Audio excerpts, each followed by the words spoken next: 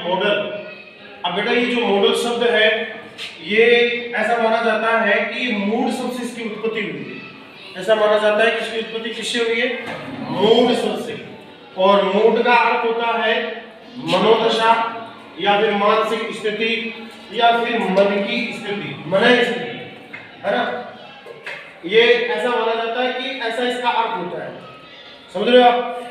कुछ लोग ये मानते हैं कि ये जो मॉडल शब्द है ये मोड शब्द से बना है, MODE, मोड शब्द से बना है।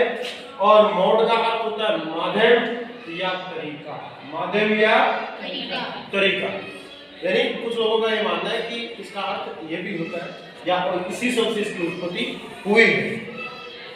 अब ये दोनों चीजों का स्टडी करने के बाद में, इनके बारे में जानने के बाद में हम इस पॉइंट पे पहुंचते हैं। ये डेफिनेशन हमारे सामने निकल के आती है कि मॉडल होता क्या, किसे कहते हैं। तो बड़े यूं कह सकते हैं मॉडल जो होता है वो व्यक्ति की जो मनोदशा होती है या जो मानसिक स्थिति होती है ना, उसको व्यक्त करने का एक माध्यम होता है।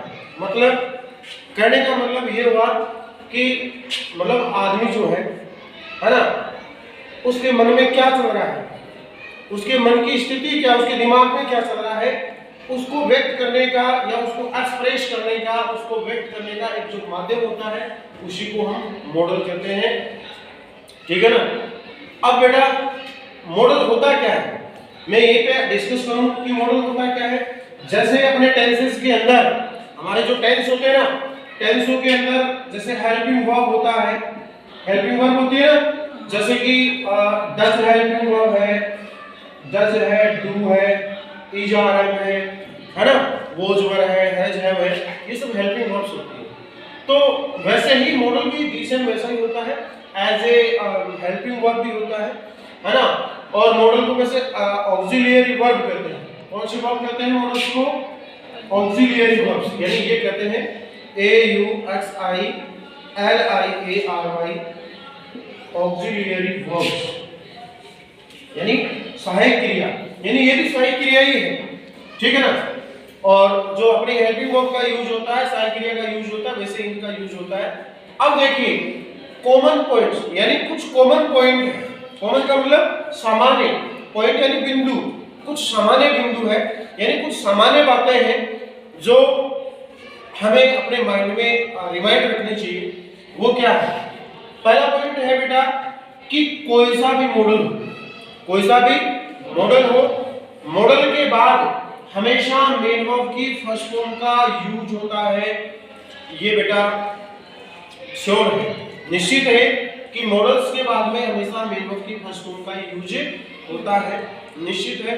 कोई सा भी मॉडल हो कोई इफेक्ट नहीं पड़ता है, समझ रहे हो? पहला पॉइंट तो ये।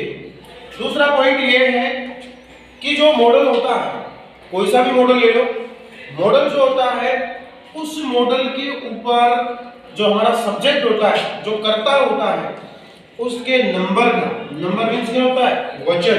नंबर मींस क्या होता है? वचन। यानी जो मॉडल होता है उसके ऊपर सब्जेक्ट का, यानी जो कर्ता होता है उसके वचन का कोई प्रभाव नहीं पड़ता है। कैसे? यानी फॉर एग्जांपल मैं आपको बताऊं, सपोज कीजिए आप अपने पास में केन मॉडल है, हमारे पास में क्या है? केन मॉडल है, हमारा सब्जेक्ट है मोवन, और इसके साथ में जैसे कि अपन ने केन मॉडल का यूज किया है, मोवन कैन टीच, मोवन पढ़ा सकता है, ये है मोवन कैन टीच, मोवन पढ़ा सकता है, ये सेंटेंस है। तो इसके ऊपर ये जो केन मॉडल है, इसके ऊपर ये जो हमारा सब्जेक्ट है मोवन है, इसका कोई इफेक्ट नहीं पड़ता। इसके किसका? इसके नंबर का, नंबर यानी वचन का। यानी मोवन सिंगुलर है तो भी के नहीं आना है, और मोवन की जगह मोवन एंड सोवन यानी हमारा सब्जेक्ट प्लूरल हो तो भी के नहीं आना है। ये नहीं कि सिंगुलर के साथ के ना आए और प्लूरल के साथ में कोई और आएगा, नहीं, सिंगुलर होगा तो भी के नहीं आना है, प्लूरल है तो भी के नहीं आना है। और एक चीज बात मैंने बताई कि मॉडल के बाद हमेशा मेन वर्ब की फर्स्ट फॉर्म का यूज होता है। ये क्या है? श्योर है, समझ रहे ना, निश्चित है। अगली चीज देखिए, हमारा जो मॉडल होता है उसके ऊपर जेंडर का भी कोई इफेक्ट नहीं होता है। हमारा जो सब्जेक्ट होता है ना, उस सब्जेक्ट के जेंडर का कोई इफेक्ट नहीं होता है। यानी ये जो सब्जेक्ट है, जैसे मोहन है यहाँ पे, इसके जेंडर मींस होता है लिंग, है ना। यानी ये जो हमारा सब्जेक्ट है इसका जेंडर मैस्कुलिन जेंडर है। मैस्कुलिन यानी होता है पुल्लिंग, है ना। एक होता है स्त्रीलिंग जिसको बोलते हैं फेमिनिन जेंडर, है ना। कहने का मतलब ये है कि हमारा जो सब्जेक्ट है वो चाहे मैस्कुलिन जेंडर हो यानी पुल्लिंग हो, चाहे फेमिनिन जेंडर हो यानी चाहे स्त्रीलिंग हो, कोई दिक्कत नहीं है। मैस्कुलिन जेंडर होगा तो भी के नहीं आना है, फेमिनिन जेंडर होगा तो भी ये के नहीं आना है। ये नहीं है कि जैसे मोहन है तो केन आ रहा है और मोहन की जगह मान लीजिएगा सीता आ रहा है, यानी फेमिनिन जेंडर है। स्त्रीलिंग है तो उसके साथ केन नहीं कोई और कोई सा आएगा, ऐसा कुछ नहीं है। जेंडर का इसके ऊपर कोई इफेक्ट नहीं होता। ऐसे ही जो केस होता है, केस यानी कारक, है ना, इसका भी इसके ऊपर कोई इफेक्ट कोई प्रभाव नहीं होता। समझे? अब देखिएगा हम चर्चा करते हैं कि मॉडल्स होते कौन कौन से हैं। देखिएगा जैसे केन एक मॉडल होता है, हम बार बार पढ़ते हैं, बुक्स के अंदर भी हमारे जो टेक्स्ट बुक हम पढ़ते हैं उसके अंदर भी हम देखते हैं कि कैन मॉडल है। कैन मींस शकना, कैन का ही पास्ट फॉर्म होता है कुड, ये भी एक मॉडल है। मे एक मॉडल होता है, मे मींस भी शकना, इसका पास्ट फॉर्म, इसकी जो सेकंड फॉर्म या इसका जो पास्ट फॉर्म वो माइट होता है। ऐसे ही हमारे पास में सेल एक मॉडल होता है। देखिए हमारा जो टेंस है फ्यूचर टेंस, उस फ्यूचर टेंस के अंदर शैल और विल हेल्पिंग वर्ब का यूज होता है ना, तो बेटा उसको अगर हेल्पिंग वर्ब कहें या मॉडल कहें एक ही बात है, वो मॉडल ही है ना। तो शैल एक मॉडल है, विल एक मॉडल होता है और शैल्स का ही पास्ट फॉर्म होता है शुड। जो शैल मॉडल होता है ना उसी का पास्ट फॉर्म क्या होता है शुड, और जो विल मॉडल होता है उसी का पास्ट फॉर्म क्या होता है वुड मॉडल। और है ना, शुड और वुड का यूज जो है वो चाहिए के अर्थ में किया जाता है। किसके अर्थ में किया जाता है? चाहिए के अर्थ में। ऐसे ही बेटा ought to, OUGHT TO, ought to एक मॉडल होता है। ऐसे बेटा एक MUST मस्ट, मस्ट यानी चाहिए, ये भी एक मॉडल होता है।